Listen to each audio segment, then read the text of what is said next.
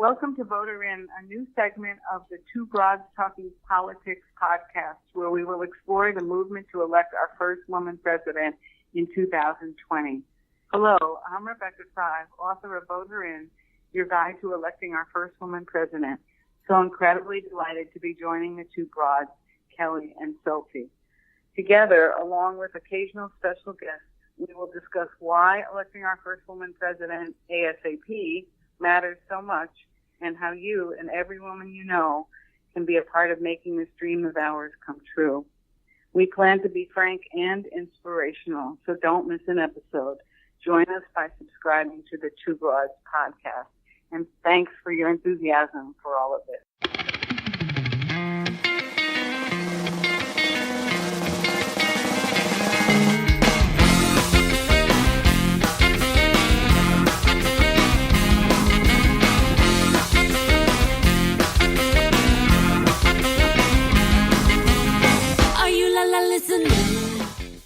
Welcome back to another episode of Two Broads Talking Politics. As usual, I am one of your co-hosts, Sophy, and I am here with your other co-host, Kelly. Hey, Kelly. Hello, everyone. And today we're really excited to kick off a new segment of Two Broads Talking Politics. It's called Vote Her In, and we'll be talking with Rebecca Sive, a longtime feminist, activist, and friend of the broadcast, who is the author of Vote Her In. Welcome, Rebecca.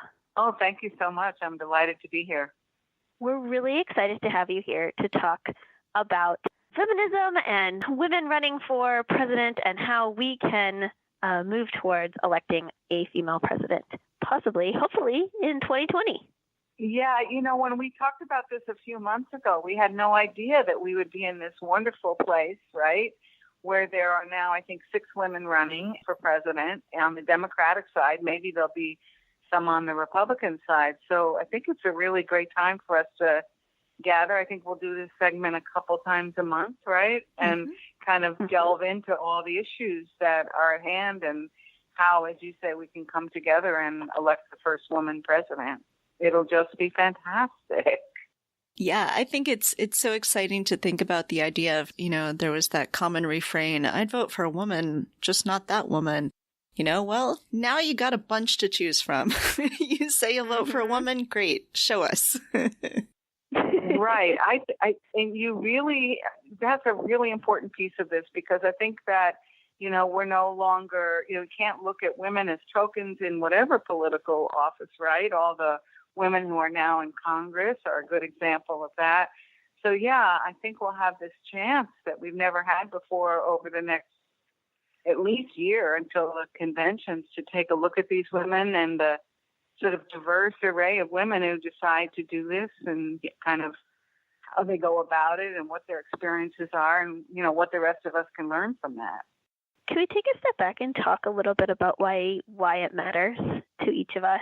Because I feel like sometimes, I mean, it's obvious to me and it's obvious to a lot of the women that I know, but sometimes particularly for like cis men, it can be hard for them to understand why it matters so much.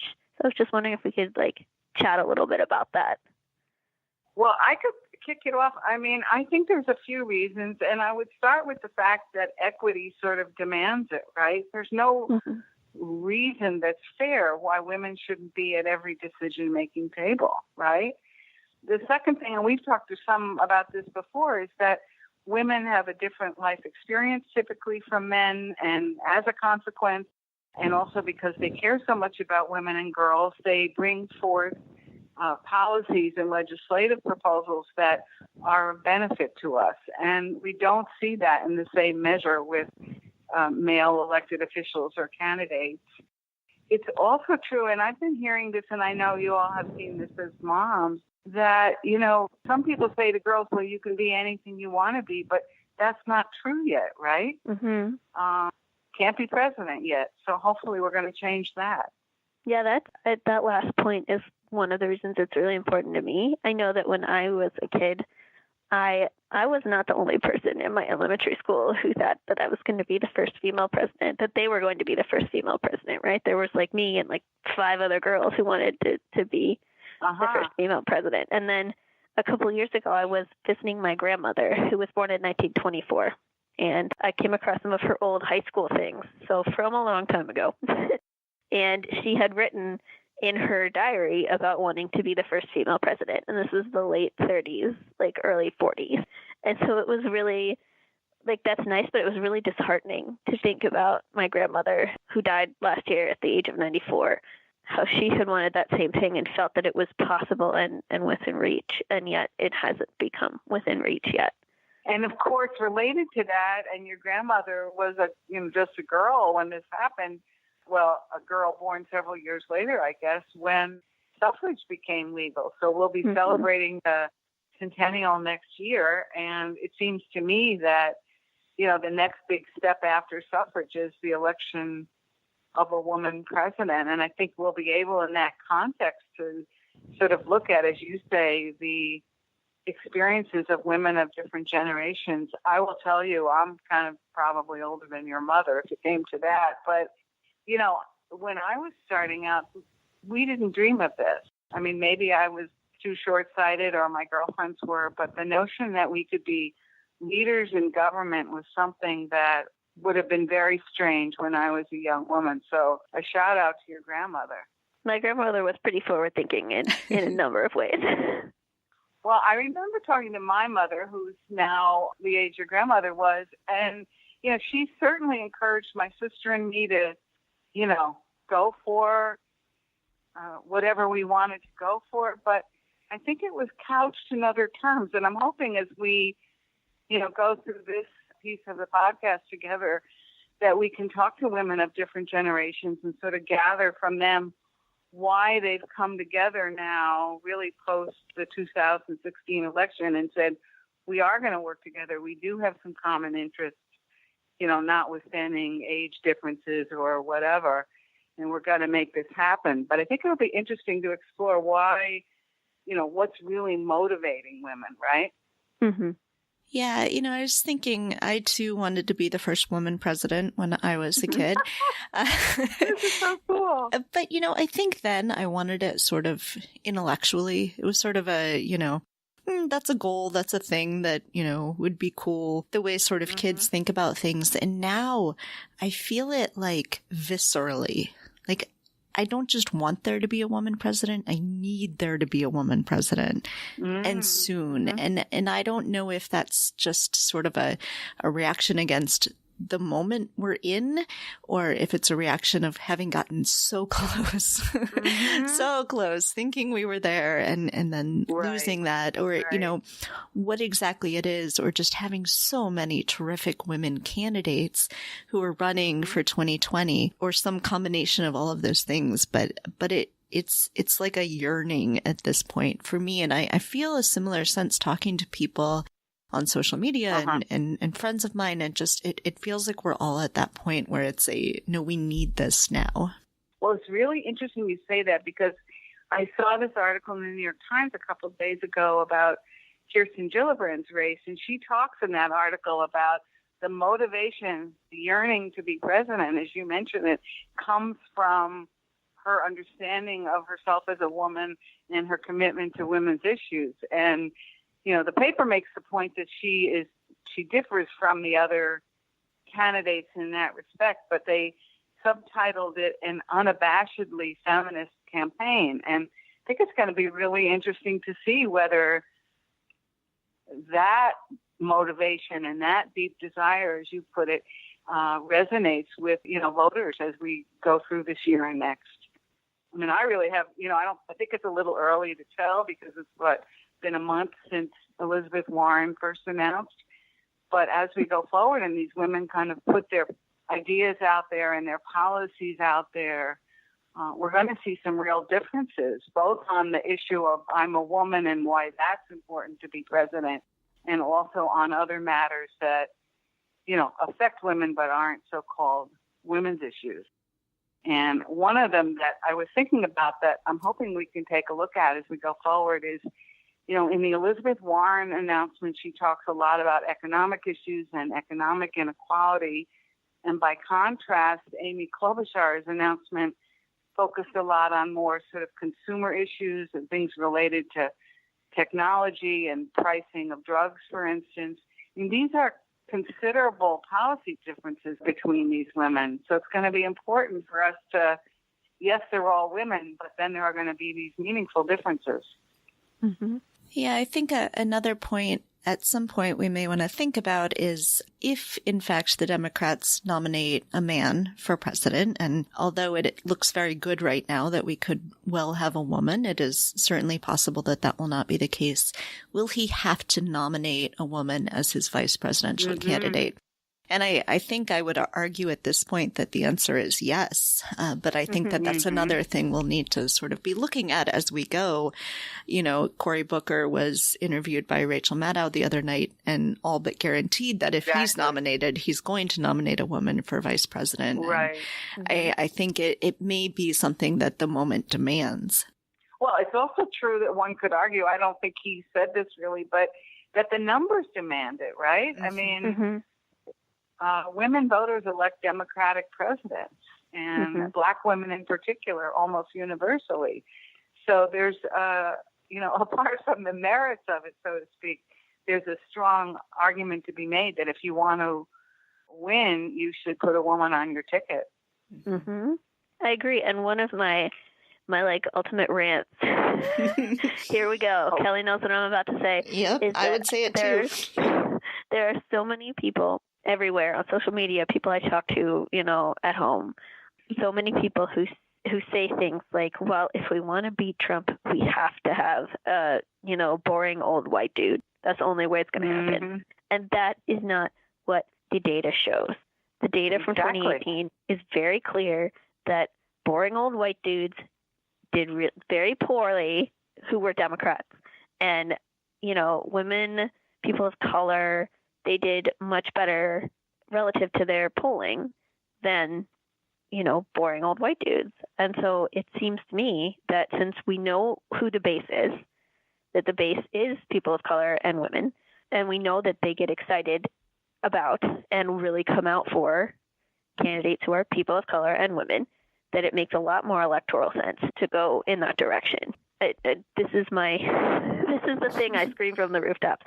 Be on the lookout, listeners. I'm going to be writing a piece about this, so watch your social media feed. And don't at us with your Biden Beto ticket. Yeah, because we don't care. We'll vote for both of them if they are the nominees, but I don't care. What's interesting about that is, and this was made by someone else I was talking to earlier in the week, when was the last time you saw a woman proposed as a great presidential candidate who had just lost a race? I mean, that doesn't happen. And so it goes to one of the other issues that I think is going to be interesting for us to explore, which is the difference in the level of the women's experience, right, who run for these offices, right? In some cases, and certainly there are some fabulous women like this who were elected to Congress in 2018. They didn't have a whole lot of electoral experience, but they didn't have a lot of political experience, right? But historically, these women have been just incredibly well qualified. And they've just decided, well, now I know enough and I've had enough experience. This is something I'm going to do. So, apart from the point you were making, which is just so right, that it's women and people of color who elect Democratic presidents, it's also true that there's a disparate treatment, so to speak, between men and white men and women, which there's no fairness about it and no logic to. Well, and that ties into one of the things I'm hoping we also explore during this series is what sorts of positions are best for women to be exploring before they run for president. Because I read a really interesting piece on Fire 38 the other day. They did an analysis with data to find out how many people had run from the nominees, major party nominees, had run for president from which offices and how many had won. And it turns out that you're more likely to win if you're running as governor than if you're running as a senator. And yet I think all of right now, our female candidates for president are from the legislature and not in executive offices. So I'm hoping that's something we can sort of address. There is one new age guru running too. We should. I'm sorry. Right. I was going to say, there's a whole nother dimension, so to speak, to her experience. Yes. You really hit on something important there about executive experience, right? you know, and how do women get that, and whether it'll be needed this time around. I think it's a critical point for us to talk about, because historically the opportunity for women has mostly been in running for legislative office, not for executive office. So, you know, Senate being a legislative position, I guess the good thing is that, you know, people chair committees and have that kind of responsibility, but whether that will be sufficient and whether we have to wait for a whole bunch of women governors before we have a woman president, for instance, is a really important thing to think about. So let's talk, we've talked some about the kinds of topics we'll be discussing. A few others that we're looking at discussing in coming weeks include the history of women running for president. It's not just Hillary Clinton, guys. So we'll talk some about history. We'll talk, as Sophie was just saying, about the kinds of positions people hold before that. Talk some, of course, about Hillary's run, which is really, really important for us to examine and understand. And we'll have some special guests along the way as well. It'll be wonderful that we're starting today, and I believe Susan B. Anthony's birthday. Is that right? Yes, it is. Who was one of the nation's leading suffragists, and brings us right into our next segment when we'll begin celebrating Women's History Month. And so I think that it'll be really good for us to take a look at that point. And as we begin this, that, yeah, what were women's experiences before with the presidency in terms of running for it? Because, in fact, there have been women who have done that. And, you know, what can we take away as we look forward, not to mention what can we celebrate as we look forward? I think that's really important. There were women going back 100 years ago who had the courage to do this, which, you know, in light of the conversation we were just having, is just so inspiring, I think. All right. So if you have suggestions for topics or for guests for us, please connect with us on social media or by email. We'd love to hear. You know, if you have a connection to Hillary Clinton, can get her on the podcast. I'm going to keep pushing. Someday I'm going to have Hillary Clinton on this podcast. But, you know, all sorts of women could be very interesting. And we want to talk to people who've been involved in government and executive office at all sorts of levels. So we'd love to hear what people have to say. And we'll be talking to you every other week for the foreseeable future, because this is a big, important topic. Well, I'm so pleased to be doing this with you, and thank you for it. And I look forward to interacting with the listeners. Please let us know for this segment about, you know, women you think we should take a look at or issues we should examine, because we're all learning about this really for the first time together.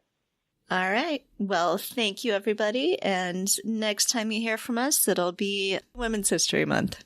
Thanks for listening to Two Broads Talking Politics. Our theme song is called Are You Listening? Off of the album Elephant-Shaped Trees by the band Immunuri, and we're using it with permission of the band. Our logo and other original artwork is by Matthew Weflin and was created for use by this podcast.